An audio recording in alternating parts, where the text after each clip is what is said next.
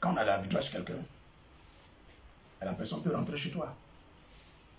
Alléluia. Amen. Les Français ont vaincu les Africains, mais les Ivoiriens vont en France. Donc un Ivoirien peut se cacher en France pour mettre des bombes pour tuer les Français, pour détruire les choses. Donc le Seigneur a gagné la victoire sur le diable. Mais quand tu lis sa parole, tu peux prendre ta Bible, vérifions. Parce que les gens jouent avec ça. Vérifions la Bible, c'est Jésus qui a dit. Matthieu chapitre 12, verset 43-45. Matthieu 12, verset 43-45. Lisez votre Bible, les frères. Arrêtez de suivre ces pasteurs qui disent qu'il n'y a pas de combat à faire.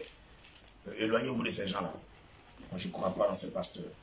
Un pasteur qui ne te demande pas de combattre, de renoncer aux esprits des ténèbres. Non, ce n'est pas un vrai pasteur.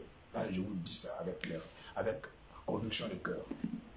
Matthieu chapitre 12, verset 43-45. Lisons.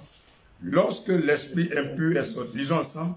Lorsque l'esprit impur est sorti d'un homme, il va par des lieux arides, cherchant du repos. Il n'en trouve point. Regarde, écoute. On n'a pas dit lorsqu'un esprit est mort. Tu as compris? On n'a pas dit l'esprit d'un démon est mort. Le démon ne meurt pas. Satan, il ne meurt pas. Mais on le chasse. Je vois ces plaisanteries du pasteur pour vous dire, vous avez la victoire sur le diable. Tu as la victoire sur le diable, mais pourquoi tu portes des lunettes? Le diable a fait quoi à tes yeux? Tu as vu, tu as pris ta vue. Tu ne peux plus voir clair, tu t'as vaincu. Tu n'as pas la victoire sur le diable présenté. Il faut le chasser, il va partir. Toi, tu peux vaincre le diable. J'ai entendu un monsieur, il a dit, il est triomphateur. Il a vaincu le diable. Et Jésus, il a fait quoi à la croix?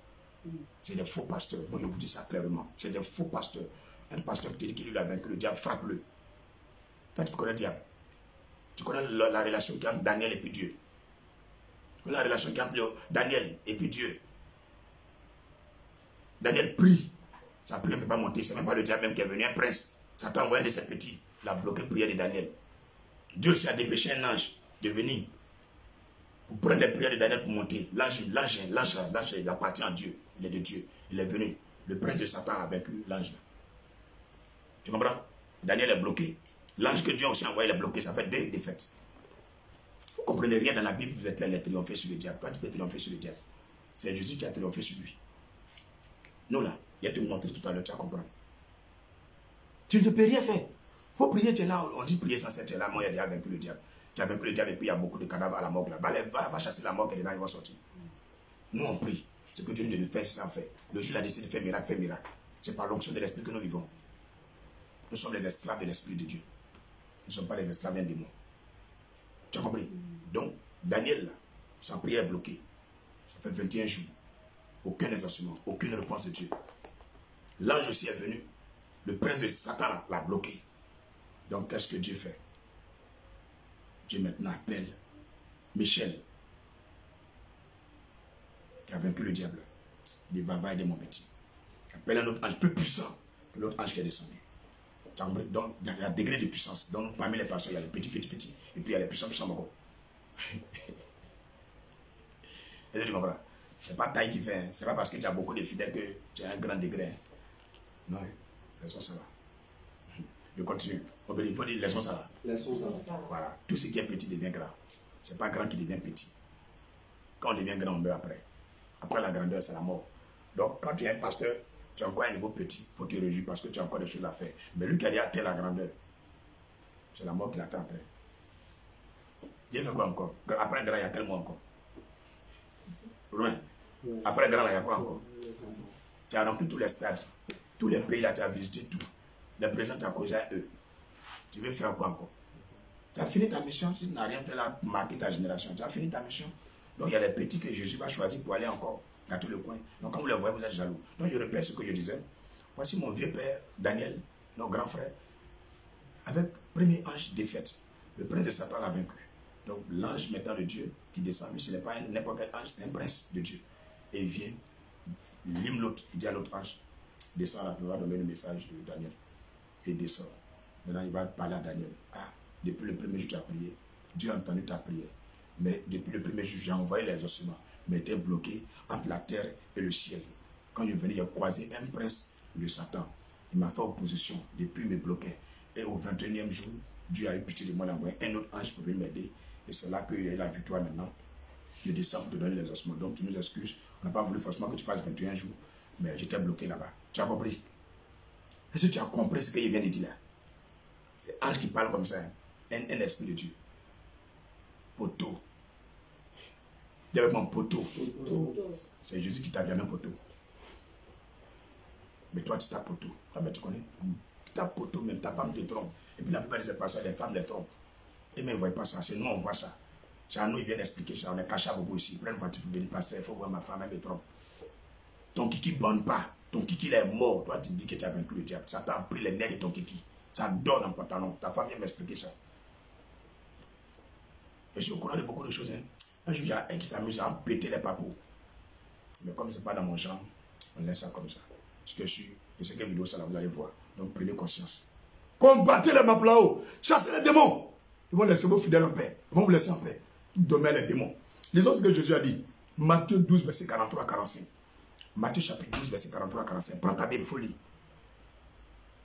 Lorsque l'esprit impur est sorti d'un homme, il va par des lieux arides, cherchant du repos et n'en trouve point. Première des choses, on dit l'esprit est sorti de qui? On n'a pas dit des moutons. Donc arrête de penser par tu es pasteur ou tu es chrétien. L'esprit impur n'est pas en toi. Il sort. Verset 44. Alors, il dit, je retournerai dans ma maison d'où je suis sorti. Et quand il arrive, la trouve vite, balayée et ornée. Donc tous les jours que tu vis là, quand tu manges, tu dors, tu te laves, tu marches, les démons là, ils t'encerclent. Ils cherchent petite faute que tu as fait. Ça veut dire qu'une petite erreur, un péché encore, quand tu fais ça net, eux rentrent en toi. C'est pourquoi tous les jours on demande pardon à Dieu. Il dit priez sans cesse. Ça veut dire demander pardon sans cesse. Répentez-vous sans cesse. Sanctifiez-vous sans cesse. Combattez sans cesse. Priez sans cesse, c'est ça. Adorez sans cesse. Louez sans cesse. Tu comprends, non? Petit erreur, il rentre. Donc toi, tu es un pasteur, tu es un chrétien. Depuis que Jésus est mort à la croix, tu n'as pas péché. Après ton baptême, tu n'as même fait une faute. Tu n'as pas combattu quelque chose. Quand tu allais sur TikTok, tu n'as pas vu un fils qui remet fesses. Tu n'as pas regardé vidéo là jusqu'à la fin.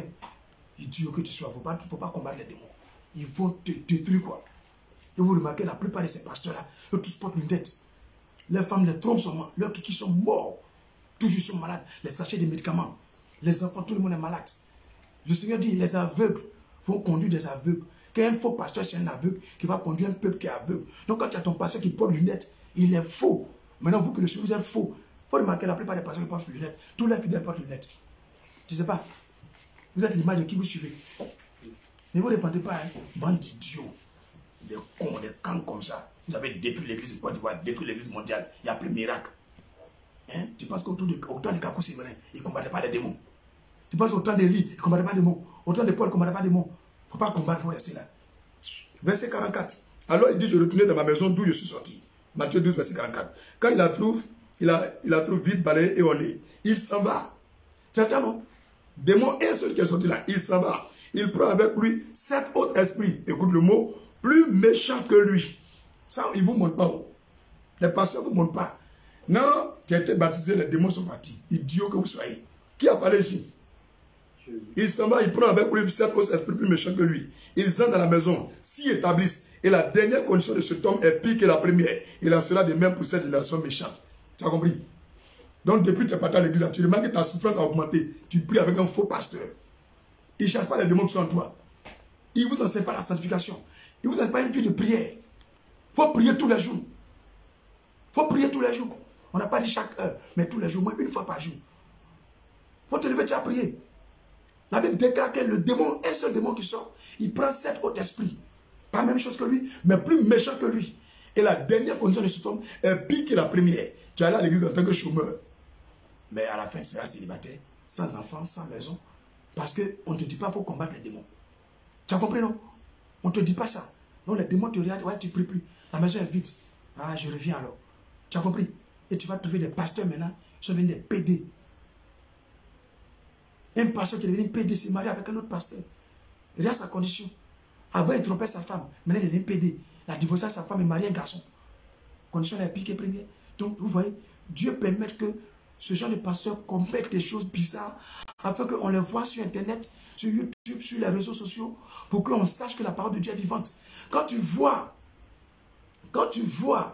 que, comment on appelle, un pasteur a une vie de péché extrême, c'est qu'il ne prie pas pour combattre les démons.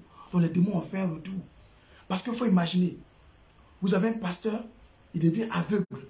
Après, il est paralysé un pied droit, un pied gauche. Après, tu vois le pasteur, sa femme est partie. Tous les enfants sont partis. Après, tu vois le pasteur n'a plus là pour payer maison. Il doit chez un fidèle. Va lui montrer le verset là. C'est les démons qui sont revenus. Donc, même chose aussi pour les fidèles. Tu remarques quelqu'un qui prie, sa condition va de pire en pire. Mon ami, tu ne combats pas les démons.